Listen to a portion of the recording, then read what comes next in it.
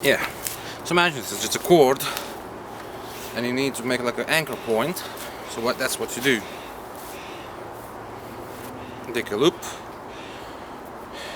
twist once, and where it crosses each other you press, and you have another across, and you see it's like a vagina. Yep. Now you go underneath while you're holding both crossings, which is almost impossible, but it's really doable. Basically what you have, structured like this.